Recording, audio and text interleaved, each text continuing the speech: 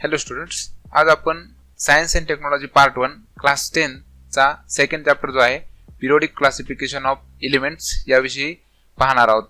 या अगोदरच्या लेक्चर्स मध्ये आपण डोबेरेनर्स ट्रायड्स त्याचे जे आहेत अचीवमेंट्स आणि त्याचे ड्रॉबॅक्स याविषयी पाहिलं. नंतर आपण न्यूलँड्स लॉ ऑफ ऑक्टेव्हज त्याचे जे आहे अचीवमेंट्स आणि ड्रॉबॅक्स याविषयी पाहिलं. तर आजच्या लेक्चर मध्ये आपण त्या पुढचं जे आहे नेक्स्ट टॉपिक जे आहे क्लासिफिकेशन आपण म्हणतो पिरियोडिक जे आहे क्लासिफिकेशन ऑफ एलिमेंट्स जे काही आहेत एलिमेंट्स त्यांचे जे पिरियोडिक क्लासिफिकेशन आहे त्यामध्ये नवीन आपण म्हणू शकतो जे क्लासिफिकेशन आहे ते मेंडेलिव्हज क्लासिफिकेशन आहे. त्याविषयी आज आपण या व्हिडिओमध्ये पाहणार आहोत. So what we have to learn in this lecture, we have to learn Mendeleev's periodic table on which basis does Mendeleev classifies the elements then known elements, how they are classified. Okay, so what is periodic law, what is the law behind on the basis of which the Mendeleev classifies the elements, what are the groups and periods. In this lecture we are going to see what are the groups and periods. Groups म्हणजे काय आणि period म्हणजे काय याविषयी पण आपल्याला पाहायचं आहे.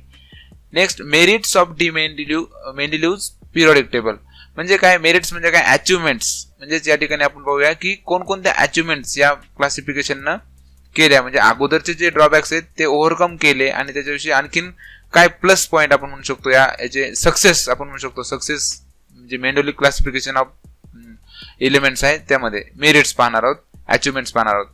नेक्स्ट यामध्ये डिमेरिट्स ऑफ मेंडेलिव्ह पिरियोडिक टेबल आणि ह्या जे क्लासिफिकेशन आहे त्यामध्ये जे आहे आपण म्हणू शकतो त्यांचे डिमेरिट्स काय, डिमेरिट्स म्हणजे त्रुटी म्हणूया आपण त्याला, जे ड्रॉबॅक्स जे आहेत ते आपण या चॅप्टर मध्ये पाहणार आहोत. तर चला आपण सुरुवात करूया. फर्स्ट जे आहे टॉपिक मेंडेलिव्ह पिरियोडिक टेबल मध्ये. मेंडेलिव्ह पिरियोडिक टेबल, मेंडेलिव्ह जे आहे the Russian scientist Dmitri Mendeleev developed the periodic table during the period 1869 to 1872. या अगोदर बऱ्याच सायंटिस्टनी क्लासिफिकेशन देण्याचा प्रयत्न केला. त्यामध्ये डोबेरेनर आहे त्याविषयी आपण पाहिलं. नंतर Newlands law of octave English scientist जे होते न्यूलँड त्यांनी सुद्धा त्यांच्या म्युझिकच्या टोन्स मध्ये जे आहेत लॉ ऑफ ऑक्टेव्ह दिला होता, पण तोही फक्त कॅल्शियम पर्यंत सक्सेस ठरला होता. म्हणजे काही पर्टिक्युलर जेवढे काही इलेमेंट्स होते, म्हणजे न्यूलँडच्या काळामध्ये 56 एलिमेंट नोन होते, पण त्यापैकी फक्त जे आहेत कॅल्शियम पर्यंतच हा लॉ उभे होत होता, नंतर काय होत नव्हता. म्हणजे संपूर्ण जे माहिती होते ते सर्व क्लासिफाईड करू शकले, म्हणजे ओबे करत नव्हते. जे आहे न्यूलँड्स लॉ ऑफ ऑक्टेव्ह नुसार सर्व एलिमेंट्स क्लासिफाईड झाले नाहीत. त्यामुळे मग मेंडेलिव्ह यांनी परत 1869 ते 1872 दरम्यान जे आहे तो नवीन लॉ दिला. Mendeleev's periodic table is the most important step in the classification of element. तर या अगोदरचे जे ड्रॉबॅक्स आहेत ते सर्व यांनी काय केले, याचा अभ्यास केला आणि जे आहे एक क्लासिफिकेशन दिलं. तर हा सर्वात सक्सेसफुल क्लासिफिकेशन आपण म्हणू शकतो की त्या काळी ठरलं होतं. He arranged 63 elements known at that time in an increasing order of their atomic masses. म्हणजे काय केलं, मेंडेलिव्ह हे दिमित्री मेंडेलिव्ह जे रशियन सायंटिस्ट होते त्यांनी काय केलं की या अगोदरही जे सायंटिस्ट होते त्यांनी जो बेस घेतला होता क्लासिफिकेशन करण्याचा तो काय होता, या ठिकाणी जर आपण पाहिलं तर तो होता ॲटॉमिक मासेस. या अगोदरच्या याच्यामध्ये सुद्धा आपण पाहिलं की जे काही आहेत डोबेरेनर असतील, न्यूलँड असतील, यांनी ॲटॉमिक मासेस नुसार काय केलं होतं, प्रॉपर्टीज डिसाईड केल्या होत्या. तर यांनी सुद्धा काय केलं की अरेंजमेंट केली 63 एलिमेंट्स. आता यांच्या ज्या आपण म्हणू शकतो की जे आहे 63 एलिमेंट्स त्यावेळेस माहिती होते. तर जेवढे काही माहिती आहेत त्या सर्वांच्या यांनी काय केल्या, प्रॉपर्टीज स्टडी केल्या. तर कोणत्या प्रॉपर्टीज स्टडी केल्या ते आपण पाहणार आहोत. तर त्यांनी काय केलं, increasing order of atomic masses नुसार त्यांना काय केलं, ठेवलं आणि त्यांच्या ज्या आहेत ज्या प्रॉपर्टीज वगैरे सिमिलॅरिटी कशाच्या प्रकारे आपण क्लासिफाय करू शकतो त्याविषयी त्यांनी सांगितलं. तर हे त्यांचा आपण म्हणू शकतो हे जे सायंटिस्ट आहेत ते डिमिट्री मेंडेलिव्ह आहेत जे की रशियाचे आहेत. त्यांनी आपण म्हणू शकतो की क्लासिफिकेशन करण्यामध्ये सर्वात जो आपण म्हणू शकतो की सक्सेसफुल क्लासिफिकेशन देण्याचं काम त्यांनी केलं होतं. त्यांनी कशानुसार अरेंज केले होते की increasing order of atomic masses नुसार त्यांनी हे जे एलिमेंट्स आहेत ते अरेंज केले होते आणि त्यावेळेस किती नॉन एलिमेंट होते, 63. नेक्स्ट यामध्ये आपण पाहणार आहोत he organized the periodic table on the basis of chemical and physical properties of elements. म्हणजे त्यांनी काय केलं हे जे आहेत केमिकल आणि फिजिकल प्रॉपर्टीज जे काही इलिमेंट्स त्यावेळेस माहिती होते, हायड्रोजन जे आहे, कार्बन किंवा जे काही नायट्रोजन वगैरे आहेत, यांच्या काय केल्या केमिकल आणि फिजिकल प्रॉपर्टीज ज्या स्टडी केल्या होत्या त्यांनी, केमिकल आणि फिजिकल प्रॉपर्टीज त्यांच्या स्टडी केल्या आणि त्यानुसार काय केलं त्यांनी याचं क्लासिफिकेशन करण्याचा प्रयत्न केला. The molecular formula of hydride. आता यामध्ये बऱ्याच प्रॉपर्टी त्यांनी स्टडी केल्या. कोणकोणत्या? की जे काही इलिमेंट्स आहेत, इलिमेंटची ज्यावेळेस आपण रिॲक्शन ज्यावेळेस त्यांनी केली, समजा एखादा इलिमेंट आहे, इलिमेंट ज्यावेळेस हायड्रोजन सोबत रिॲक्ट होतो त्यावेळेस तो काय देतो, समजा हायड्राइड देतो. हायड्राइड ज्यावेळेस हा इलिमेंट ऑक्सिजन सोबत रिॲक्ट होतो त्यावेळेस तो त्याचा ऑक्साईड देतो. तर यांचे जे फॉर्म्युले आहेत त्यांनी तयार केले एक विशिष्ट प्रकारे, की ज्यावेळेस एखादा एलिमेंट हायड्रोजन सोबत रिॲक्ट करतो त्यावेळेस हायड्राइड देतो आणि ऑक्सिजन सोबत रिॲक्शन करतो त्यावेळेस ऑक्साईड देतो. तर यांचे एक विशिष्ट फॉर्म्युले त्यांनी पाहिले की एका ठराविक अंतरानंतर वेगवेगळे काय आहेत, वेगवेगळे फॉर्म्युले रिपीट होत आहेत हे त्यांनी ऑब्झर्व केलं. नंतर काय प्रॉपर्टी स्टडी केल्या त्यांनी, मेल्टिंग पॉइंट्स जे काही एलिमेंट्स माहित होते त्यांचे मेल्टिंग पॉइंट स्टडी केला, बॉइलिंग पॉइंट स्टडी केले आणि त्यांच्या डेन्सिटी म्हणजे आपण त्याला घनता म्हणतो, घनता, ह्याचे सर्व प्रॉपर्टी त्यांनी स्टडी केल्या.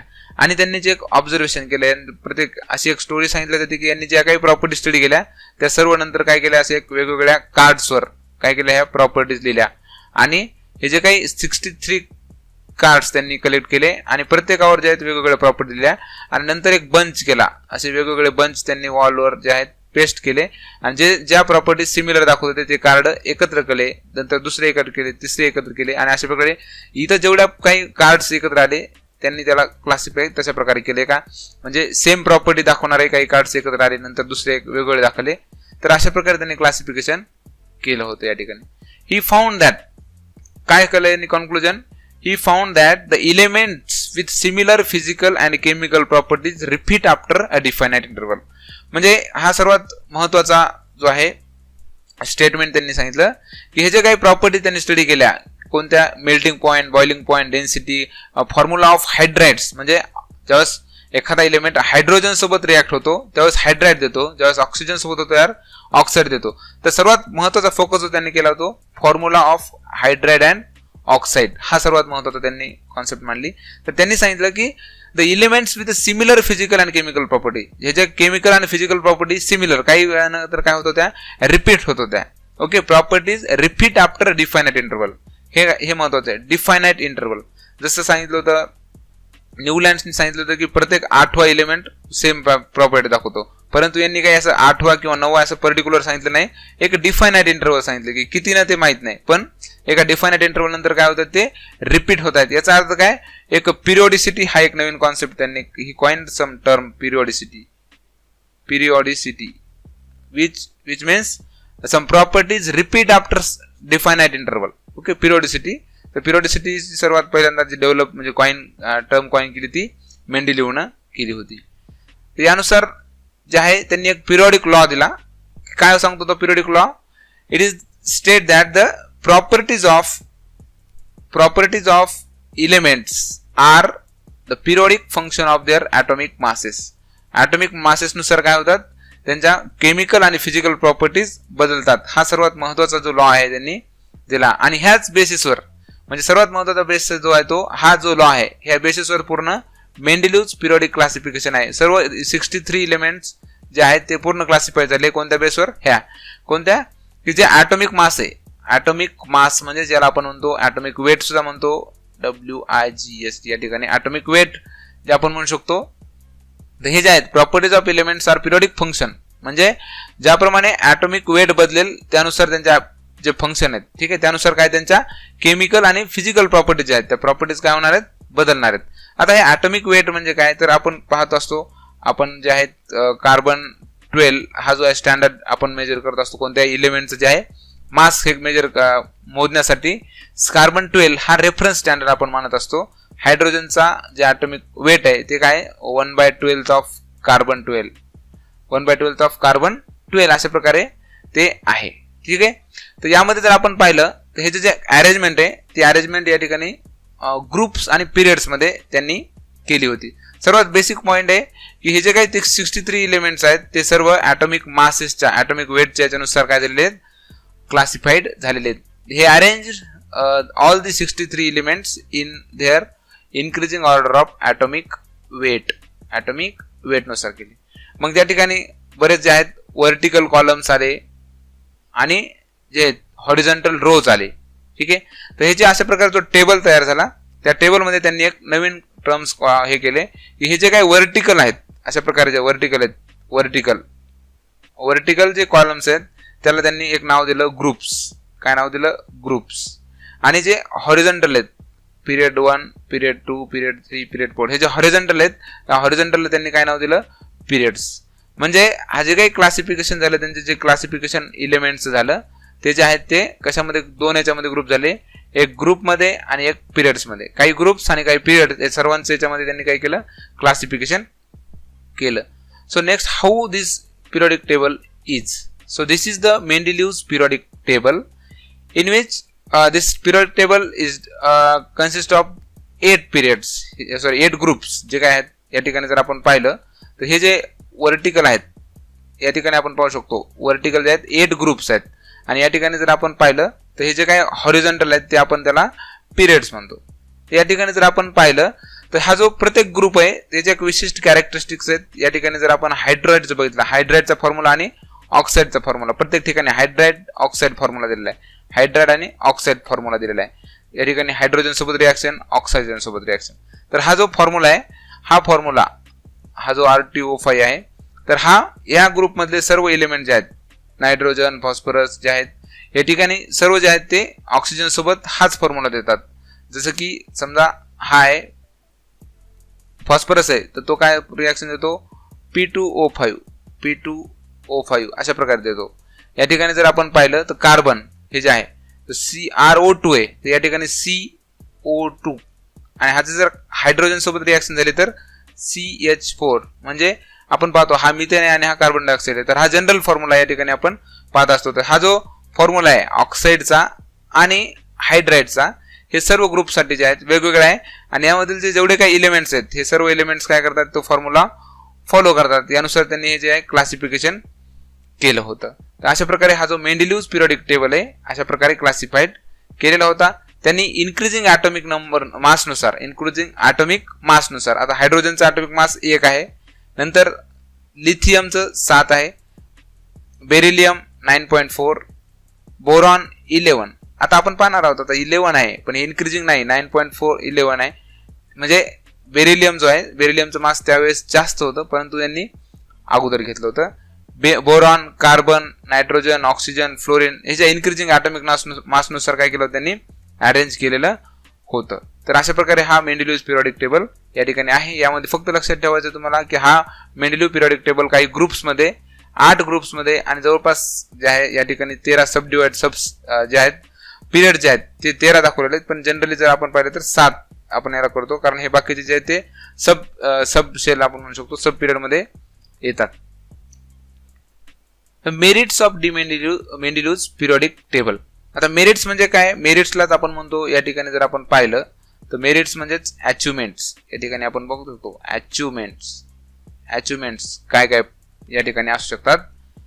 So first achievement is, this is the most successful classification then known. Okay, म्हणजे हा जो सर्वात मोठा जो आहे क्लासिफिकेशनचा जर पाया, सर्वात महत्वाचा जर कोणी मांडला असेल तर तो मेंडेलिव्हच्या पिरियडिक टेबल यांनी क्लासिफिकेशनने काय केला होता? तो मांडला होता.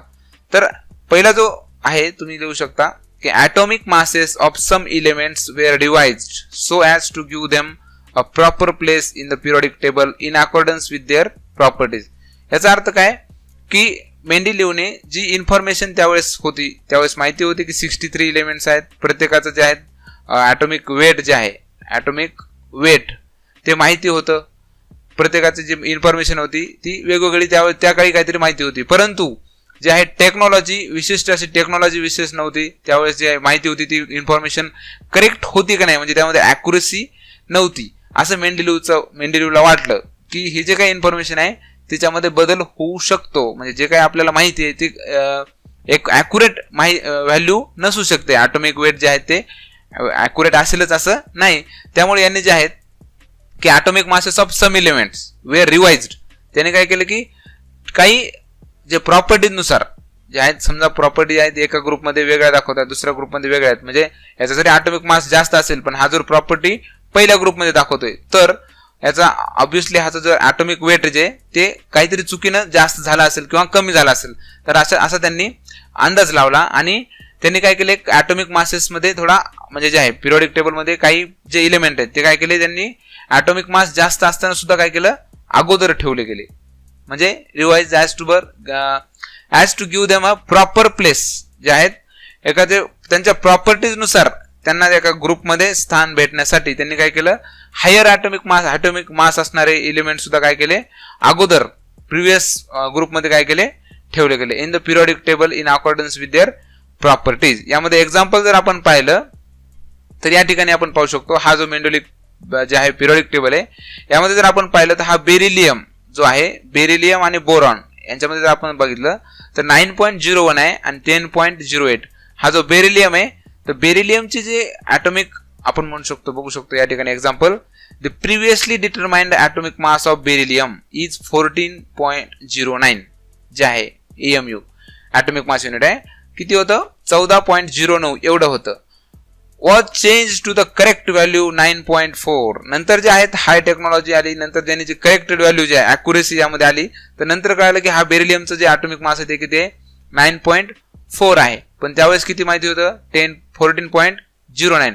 पण त्यावेळेसची माहिती सुद्धा मेंडेलिव्हने काय केलं की याच्या जे प्रॉपर्टीज आहेत त्या प्रॉपर्टीज ह्या सेकंड ग्रुप मधल्या ज्या याच्यासोबत सेकंड ग्रुपच्या ज्या एलिमेंट आहेत त्यांच्यासोबत मॅच होत असल्यामुळे यांनी असं सांगितलं की हे जे बेरिलियम आहे या बेरिलियमच्या ॲटॉमिक मास जो 14 आहे होतं त्यावेळेस ह्याचं नक्कीच काय असलं पाहिजे, कमी असलं पाहिजे, म्हणून त्यांनी 14 ॲटॉमिक मास असून सुद्धा त्यांनी काय केलं, बोरॉनच्या अगोदर याला काय केलं, ठेवलं. आणि नंतर जर आपण पाहिलं तर हे टेक्नॉलॉजी वगैरे ज्यावेळेस ॲक्युरेसी आली त्यावेळेस त्यांनी कॅल्क्युलेट करून एक्सपेरिमेंटली कॅल्क्युलेट केल्यानंतर बोरॉनचं बेरिलियमचं जे ॲटॉमिक मास आहे ते 9.4 आहे, जे की मेंडेलिव्हने बरोबर सांगितलं होतं की यामध्ये करेक्शन व्हायला पाहिजे. म्हणजे असे बरेच यांनी काय केलं, करेक्शन सुद्धा सांगितले.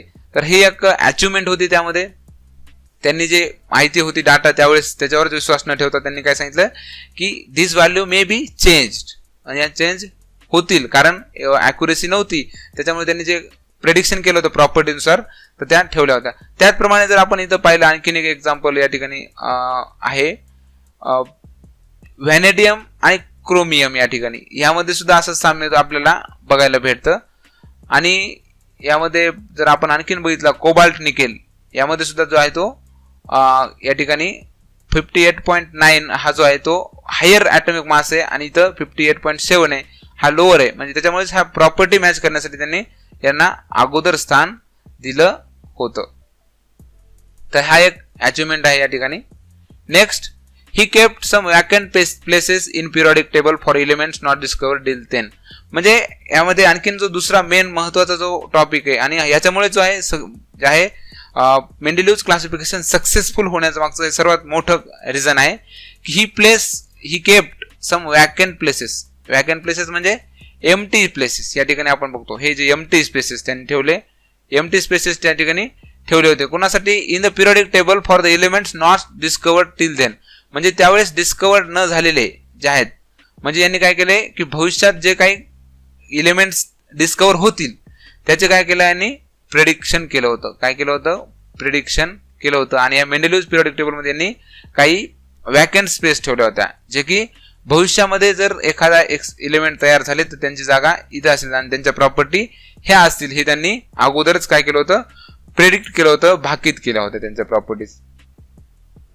These 3 of these unknown elements were given the names from the known neighbors and their atomic masses. याच्यातील काही 3 एलिमेंट्स त्यांचे दिले होते त्यांच्या नेबर्स वरून. जे आहेत नेबर्स कोण आहेत, आता समजा ह्या ग्रुप मधला जो आहे हा एलिमेंटचा नेबर समजा बोरॉन आहे, इथल्या एलिमेंटचा समजा ॲल्युमिनियम आहे, त्याच्या बाजूला कोण आहे, आता हा सिलिकॉन आहे तर इथला जो येतो सिलिकॉनचा आता नेबर आहे. तर अशा प्रकारे त्याच्या नेबर, त्याच्या शेजारी कोण आहे त्या ग्रुपमध्ये, त्याच्या ऍडजस्टंट कोण आहे, याच्यावरून त्यांचे नावं काय केले होते, त्यांनी 3 एलिमेंट्स दिले होते. ते तुम्हाला बऱ्याच वेळा प्रश्न परीक्षेमध्ये विचारतात की ते 3 कोणते होते. तर या ठिकाणी त्यांनी दिलं की name given by the Mendeleev and this is the atomic mass name of the element. कोणते पहा की इका बोरॉन. आता या ठिकाणी बोरॉन आहे तर बोरॉनचा जो आपण म्हणूया ऍडजस्टंट जो आहे या ठिकाणी जर समजा कन्सिडर केलं, ह्या पिरियड मधला या ठिकाणचा जर, तर त्याचं नाव होतं इका बोरॉन. त्यांनी काय केलं, इका म्हणजे हा संस्कृत वर्ड, त्याचं नाव, त्याचा अर्थ होतो 1. इका म्हणजे बोरॉनच्या जे आहे करस्पॉन्डिंग तिथला तो 1 जो आहे त्याच्यानंतरचा जो आपण खाली, ठीक आहे, ग्रुप मधला. तर इका बोरॉन त्याचा ॲटॉमिक मास होतं 44. हे प्रेडिक्टेड होतं की या ठिकाणी 44 ॲटॉमिक मास नंबरचा एक एलिमेंट येईल आणि त्याचं जे नाव असेल ते काय असेल, इका बोरॉन असेल. इका बोरॉन म्हणजे आता तो बोरॉन हा एक त्या ग्रुप मधला जो आहे तो प्रिव्हियस एलिमेंट आहे. आणि नंतर जर ज्यावेळेस आपण पाहिलं काही फ्युचरमध्ये की तो एक एलिमेंट त्या ठिकाणी डिस्कवर झाला आणि त्याचं नाव स्कॅन्डियम, आपण ह्या स्कॅन्डियमला सध्या ओळखतो मॉडर्न पिरियोडिक टेबल मध्ये, किंवा सध्या जे आपण वापरतो ते की याचं नाव काय झालं, स्कॅन्डियम झालं, ज्याचा ॲटॉमिक नंबर 44 आहे. नेक्स्ट दुसरा या ठिकाणी वॅकंट प्लेस होती इका ॲल्युमिनियम. म्हणजे हा जो ॲल्युमिनियम आहे, ॲल्युमिनियमच्या खाली जो ठेवला होता हा इथला, तर हा ॲल्युमिनियमच्या सोबत असल्यामुळे, ऍडजस्टंट असल्यामुळे त्याचं नाव इका ॲल्युमिनियम ठेवलं, म्हणजे ॲल्युमिनियमच्या नंतर ना 1. तर अशा प्रकारे इका ॲल्युमिनियम याचा जर ॲटॉमिक मास पाहिला आपण तर तो 68 होता. आणि हे जो आता डिस्कवर झालेला आहे त्याचं नाव आहे गॅलियम. आपण यालाच इका ॲल्युमिनियमचं नाव काय सध्याचं, गॅलियम आहे. तर अशा प्रकारे हा जो दोन्ही प्रेडिक्शन यांनी काही प्रॉपर्टीज पण त्याच्या आपण पाहणार आहोत की काय कशा प्रकारे त्यांनी प्रेडिक्ट केल्या होत्या. थर्ड आहे इका सिलिकॉन. या ठिकाणी जर आपण पाहिलं, हा सिलिकॉन याच्या ऍडजस्टंट जो आहे तो या ठिकाणी, तर इका सिलिकॉन जर आहे त्याचा ॲटॉमिक मास जो आहे तो 72 होतं. आणि तो जर सध्या आपण त्याचं नाव जर्मेनियम यानं आपण त्याला ओळखतो. तर ह्याच्या काही सर्व प्रॉपर्टीज आहेत त्या अगोदरच प्रेडिक्ट केल्या होत्या त्यांनी, फक्त त्यांना नावं काय दिले होते, इका बोरॉन, इका ॲल्युमिनियम, इका सिलिकॉन अशा प्रकारे दिले होते. जे इका बोरॉनचं स्कॅन्डियम जे सध्याचं नाव आहे, इका ॲल्युमिनियम गॅलियम, इका सिलिकॉन जर्मेनियम. म्हणजे या सर्वांच्या प्रॉपर्टीज आहेत त्या मेंडेलिव्हने अगोदरच प्रेडिक्ट केल्या होत्या. आणि नंतर ह्या ज्या काही प्रॉपर्टीज आहेत त्या एकदम परफेक्ट मॅच झाल्या. त्यामुळे काय म्हणता येईल आपल्याला, तो most successful periodic table classification आपण त्यांना म्हणतो.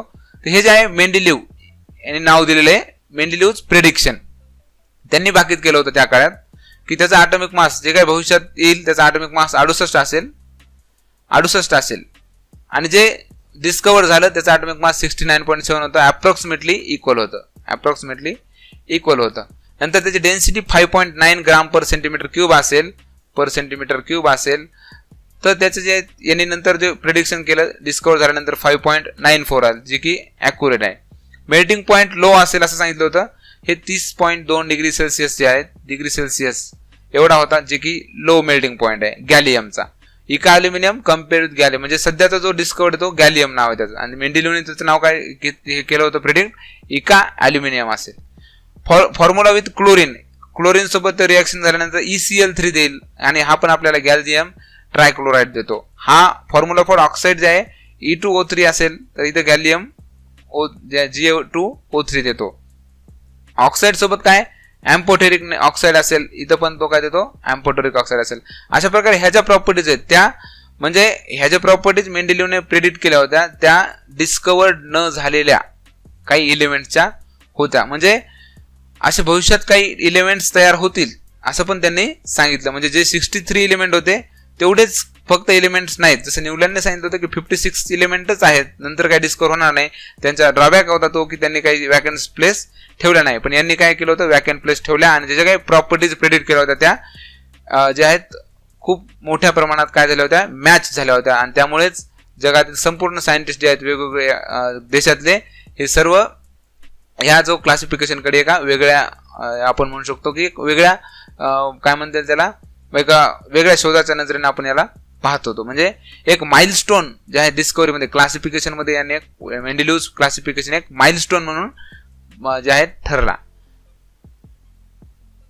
नेक्स्ट यामध्ये आपण पाहू, हा जो आणखीन एक पॉइंट या ठिकाणी आहे की there was no place reserve for noble gases. Noble gases जे होते त्यावेळेस डिस्कवर्ड झालेले नव्हते. नोबेल गॅसेस म्हणजे आपण पाहतो की हेलियम जे आहेत, helium, neon, argon, these are some noble gases. Noble gases म्हणजे यांचं हे जे आहेत इनर्ट असतात. Generally they are not react with some other surrounding.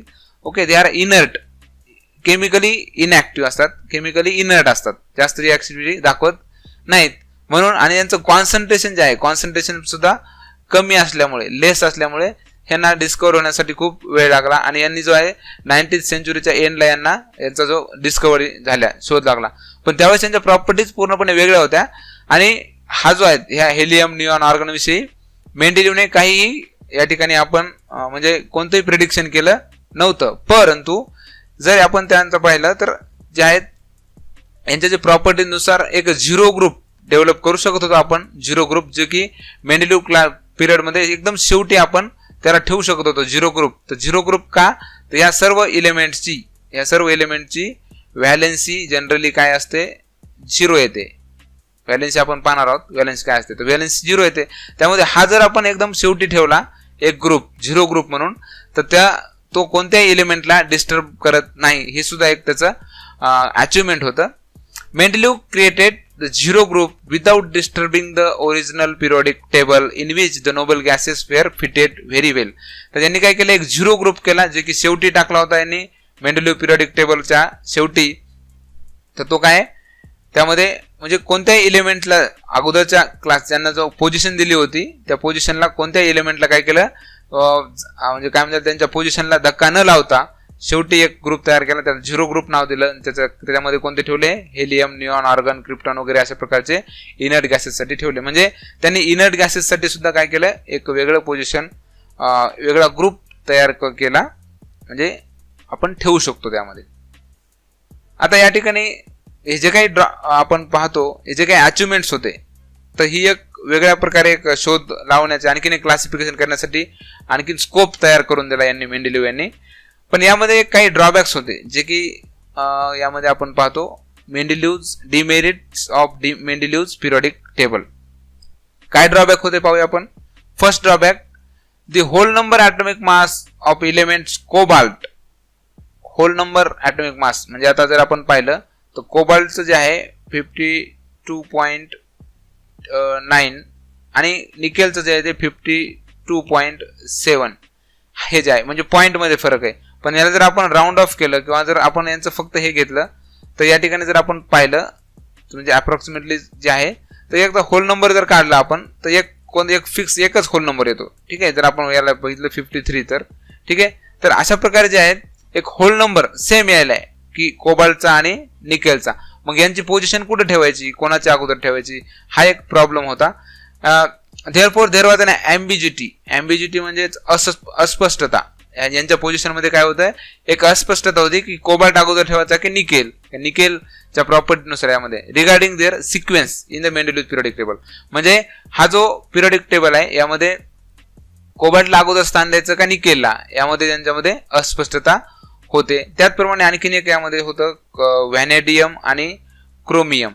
या ठिकाणी जर आपण पाहिलं तर यांच्यामध्ये सुद्धा ॲटॉमिक नंबर एकाचा जास्त होता आणि जास्त ॲटॉमिक नंबर असलेल्याला अगोदर ठेवलं होतं, नंतर त्याला कमी असलेल्या नंतर ठेवलं होतं. कारण काय, यांच्या जे प्रॉपर्टीज मॅच होण्यासाठी त्यांनी मोर ॲटॉमिक मास जे आहे त्याला अगोदर ठेवलं होतं आणि लेस ॲटॉमिक मास वाल्याला नंतर ठेवलं होतं. तर ही एक काय आहे या ठिकाणी ड्रॉबॅक आहे, या ठिकाणी आपल्याला बघू शकतो आपण मेंडेलिव्ह पिरियडिक टेबल मध्ये. नेक्स्ट आहे isotopes. As isotopes have same chemical properties. हा जो आयसोटोप असतात केमिकल प्रॉपर्टीज सेम असतात but different atomic mass. The challenge was posed in placing them in Mendeleev's periodic table. आता जर आपण पाहिलं तर आयसोटोप जे असतात एकाच एलिमेंटचे वेगवेगळे आयसोटोप असतात. त्यांचं की जर आपण पाहिलं कार्बनचा ॲटॉमिक नंबर 6 आणि मास नंबर जर आपण 12 पाहिलं सेम ॲटॉमिक नंबर असतो त्यांचा 6, 13, कार्बन 14 अशा प्रकारे. नंतर हायड्रोजन 1, 2, हायड्रोजन, ड्यूटेरियम, ट्रिटियम अशा प्रकारे आयसोटोप असतात. यामध्ये यांचा ॲटॉमिक मास जो असतो तो डिफरंट असतो. ॲटॉमिक मास कशामुळे डिफरंट असतो, या ठिकाणी जर आपण हायड्रोजन पाहिलं तर हायड्रोजनचा पहिला आयसोटोप असतो 1,1, हायड्रोजनचा सेकंड आयसोटोप असतो ड्यूटेरियम 1,2, हायड्रोजनचा तिसरा आयसोटोप असतो 1,3. यामध्ये जर आपण पाहिलं तर याच्यामध्ये ॲटॉमिक नंबर सेम असतो but mass number changes. Atomic mass जे आहे ते प्रत्येकाचं वाढत जातं, याचं 1, याचं 2, याचं 3. कारण याच्यामध्ये न्यूट्रॉन 0 असतो, प्रोटॉन 1 असतो. यामध्ये न्यूट्रॉन 2 असतात, प्रोटॉन 1 असतो. यामध्ये न्यूट्रॉन ठीक आहे, या ठिकाणी न्यूट्रॉन 1 असतो, या ठिकाणी न्यूट्रॉन 2 असतात, प्रोटॉन 1 असतो. म्हणजे न्यूट्रॉन जे आहे न्यूट्रॉन वाढल्यामुळे याचं ॲटॉमिक मास काय होतं, वाढत जातं. म्हणजे एकच एलिमेंट आहे हायड्रोजनच, पण या ठिकाणी त्याचं जे ॲटॉमिक मास पाहिलं तर हायड्रोजन, हे ड्यूटेरियम आणि हे ट्रिटियम आणि या तिघांच्या प्रॉपर्टीज वेगवेगळ्या आपण पाहू शकतो. केमिकल प्रॉपर्टी जरी सेम असल्या तरी यांचे युजेस वगैरे वेगळे आहेत. यांचा ॲटॉमिक मास डिफरंट असल्यामुळे याचा प्रॉब्लेम असा होता की एक कोणते पोझिशन ठेवायची, म्हणजे एकाच हायड्रोजनचे 1, हायड्रोजन 2, हायड्रोजन 3 अशा प्रकारे मग 3 कॉलम 3 बॉक्सेस या ठिकाणी लागले असते. तर हा एक ड्रॉबॅक, खूप मोठा ड्रॉबॅक जो आहे तो मेंडेलिव्हच्या क्लासिफिकेशनचा होता की he does not decide the position of isotopes. आयसोटोपमुळे ज्याप्रमाणे प्रॉब्लेम आला, कारण आयसोटोप म्हणजे काय असतो की elements which have same atomic number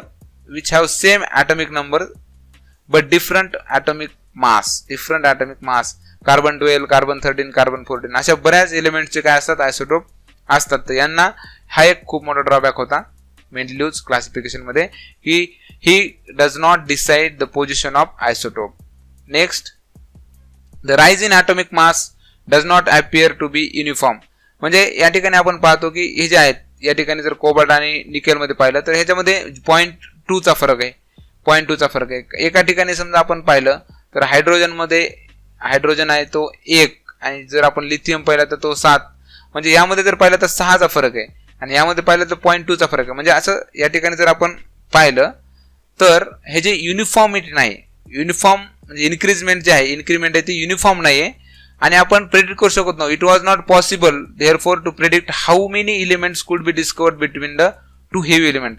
2 elements समजा ए आणि बी एलिमेंट आहेत, समजा याचं 50 आहे आणि याचं 52 एलिमेंट ॲटॉमिक मास आहे, तर यांच्यामध्ये काही एखादा तिसरा एलिमेंट असू शकतो का ज्याचा ॲटॉमिक मास 51 असेल, 51.2 असेल, जे काही असेल. तर या दोघांमध्ये दोन एलिमेंटमध्ये आणखी एखादा एलिमेंट डिस्कवर होईल का की आहे का हे आपण प्रेडिक्ट करू शकत नाही, कारण जे आहे ॲटॉमिक मास 2 एलिमेंट मधलं ते युनिफॉर्मली चेंज होत नव्हतं, त्यामध्ये बदल होत होता. हा एक ड्रॉबॅक खूप मोठा मेंडेलिव्हज पिरियोडिक टेबलचा होता. नेक्स्ट आहे पोझिशन ऑफ हायड्रोजन. हा एक सर्वात मोठा ड्रॉबॅक या ठिकाणी आहे की Mendeleev cannot decide or cannot give the exact position of hydrogen. आता हायड्रोजन जर आपण पाहिलं तर हायड्रोजनला सध्या या मेंडेलिव्ह पिरियोडिक टेबलमध्ये फर्स्ट पिरियडमध्ये जे आहे, फर्स्ट ग्रुपमध्ये स्थान दिलेले, फर्स्ट ग्रुपमध्ये. बट हे hydrogen shows similarity with the halogen group. Halogen म्हणजे जे आहे 7वा ग्रुप, ज्यांची व्हॅलेन्सी काय असते 7. ठीक आहे, व्हॅलेन्सी 1 असते, ज्याच्यामध्ये 7 इलेक्ट्रॉन असतात. ग्रुप 7 म्हणजे हायड्रोजन जो तो कोणासोबत सिमिलॅरिटी दाखवत होता, ग्रुप 7 एलिमेंट सोबत. And there is a similarity in the chemical properties of hydrogen and alkali metals. जे आहेत हायड्रोजनचा जो आहे तो जर आपण पाहिलं तर हे जे आहेत पहिला एलिमेंट आपण अल्कली मेटल म्हणूया, सोडियम, फर्स्ट ग्रुप. आणि हा जो आहे तो हायड्रोजन विथ आपण म्हणू शकतो की 7th ग्रुप सोबत आणि फर्स्ट ग्रुप सोबत. यांचा जर फॉर्म्युला पाहिला आपण HCl, इथं पण NaCl, H2O ऑक्सिजन सोबत Na2O, H2S, H2S. हा जो फॉर्म्युला देत होता तो काय देत होता, सिमिलॅरिटी देत होता यांच्या जे प्रॉपर्टीज मध्ये फर्स्ट ग्रुप सोबत आणि 7व्या ग्रुप सोबत सुद्धा. म्हणजे ह्याच्यामध्ये कन्फ्युजन होतं की पहिल्या ग्रुपमध्ये हायड्रोजनची पोझिशन ठेवायची का 7व्या ग्रुपमध्ये, कारण हा जो आहे तो दोन्ही ग्रुप सोबत काय करत होता, जे आहेत केमिकल प्रॉपर्टी यांच्या सिमिलॅरिटी शो करत होता. कोणत्या, फर्स्ट ग्रुप सोबत जे की मेटल्स आहेत आणि 7th ग्रुप जे ज्यांना आपण हॅलोजन्स म्हणतो. 7th ग्रुप म्हणजे ज्याला आपण हॅलोजन असं म्हणतो. या दोघांसोबत त्यांच्या प्रॉपर्टी मॅच होतो त्यामध्ये. त्यामुळे what is the exact position, where the exact position where this hydrogen must be placed, in group first or in group second? There is some this is a very big drawback of Mendeleev's classification. There is a similarity in the molecular formula also. आता हे chemical property तर आहेच, पण molecular formula सोबत सुद्धा काही similarity दाखवलं त्यांनी. Compounds of hydrogen with alkali metals सोबत हायड्रोजन सोबत जे आहेत, अल्कली मेटल सोबत हायड्रोजन रिॲक्ट झाल्यानंतर जो फॉर्म्युला तयार होतो विथ क्लोरीन अँड ऑक्सिजन, ज्या 17व्या ग्रुपमध्ये आपण पाहतो, जे आहे 7व्या, त्यामध्ये हॅलोजन्स आहेत. हॅलोजन सोबत सुद्धा मॉलिक्युलर फॉर्म्युला काय सारखा देतात. या ठिकाणी पाहिलं तर हायड्रोजन NaH देतो. पहिल्या एलिमेंट आपण पाहिलं फर्स्ट ग्रुपमध्ये जर पाहिलं तर NaH हा फॉर्म्युला देतो. आणि 7व्या ग्रुपमध्ये पाहिलं नॉन मेटल्स जे आहेत ती, त्यांच्यामध्ये जर पाहिलं तर CH4 असं देतो. नंतर NaCl हा जो आहे CCl4. म्हणजे जर आपण पाहिलं तर हायड्रोजन सोबत रिॲक्शन आणि मेटेरियल सोबत, तर हा फॉर्म्युला जो आहे तो सिमिलरली दोन्हीकडे हा जो प्रॉपर्टी दाखवतो. म्हणजे NaCl पण दाखवतो, CH4, NaH NaCl आणि NaCCl4.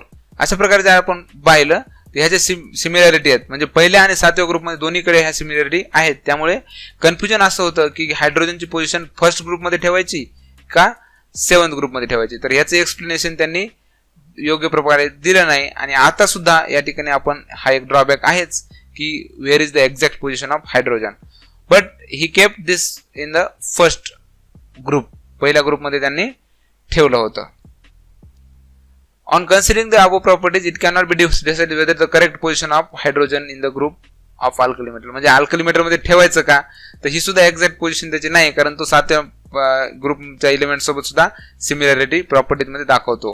त्याच्यामुळे ग्रुप 1 मध्ये ठेवायचं की ग्रुप 7 मध्ये हॅलोजन्स मध्ये ठेवायचं, हा एक खूप मोठा ड्रॉबॅक या ठिकाणी होता. तर आजच्या यामध्ये आपण मेंडेलिव्ह क्लासिफिकेशन पाहिलं, त्याचा बेस ॲटॉमिक मास पाहिला, यामध्ये जर आपण पाहिलं तर त्याचे मेरिट्स पाहिले, अचिव्हमेंट्स पाहिल्या आणि शेवटी ड्रॉबॅक सुद्धा पाहिले. तर ड्रॉबॅक मध्ये हा हायड्रोजनचा जे आहे ड्रॉबॅक, आपण हायड्रोजन आणि आयसोटोप हे दोन सर्वात महत्त्वाचे ड्रॉबॅक या ठिकाणी आहेत, जे की ह्या पिरियडिक क्लासिफिकेशनसाठी थोडेसे काय म्हणता येईल आपल्याला अनसक्सेसफुल होण्यामागे थोडं किंवा बाकीच्या याच्या पुढे आणखीन काहीतरी होऊ शकतं या ठिकाणी. यासाठी सायंटिस्टला एक वेगळा स्कोप त्यांनी ठेवला. हे ड्रॉबॅक्स दोन महत्त्वाचे आहेत, पोझिशन ऑफ हायड्रोजन आणि isotope, position of isotope. Recap, आपण काय शिकलो आज, आपण या लेक्चरमध्ये काय पाहिलं, तर सर्वात महत्त्वाचा जो लॉ आहे की आपण पाहिलं की मेंडेलिव्ह पिरियडिक लॉ, म्हणजे कोणत्या बेसिसवर मेंडेलिव्ह क्लासिफिकेशन केलं एलिमेंट्सचं, तर properties of elements of periodic function of their atomic masses. त्यांचा जो लॉ होता तो काय होता की ती प्रॉपर्टीज, केमिकल प्रॉपर्टीज असो किंवा फिजिकल प्रॉपर्टीज असो, ते कशानुसार चेंज होत आहेत की त्यांच्या ॲटॉमिक मासेसनुसार त्या बदलत आहेत. हा पिरियडिक लॉ आहे. नंतर आपण सर्वात महत्वाचं मेरिट्स पाहायचे की मेरिट्स काय पाहिले की सर्वात महत्वाचं जे मेरिट आहे की he kept some gaps were left for the elements yet to be discovered, जे डिस्कवर्ड झालेले नव्हते त्यांच्यासाठी यांनी गॅप ठेवले आणि त्यांच्या प्रॉपर्टीज काय केल्या, प्रेडिक्ट केल्या होत्या, भाकीत केल्या होत्या. Thus, if a certain new element is discovered, it can be placed in the new group without disturbing the any existing group. म्हणजे जर नवीन एखादा एलिमेंट X काहीतरी तयार झाला तर तो बाकीच्यांना डिस्टर्बिंग न करता तिथं काय एखाद्या ठिकाणी काय केला ते ठेवता येईल यासाठी त्यांनी गॅप्स सोडले होते आणि त्यांच्या प्रॉपर्टी सुद्धा काय केल्या होत्या, प्रेडिक्ट केल्या होत्या. ही एक सर्वात मोठाची अचिव्हमेंट या ठिकाणी होती.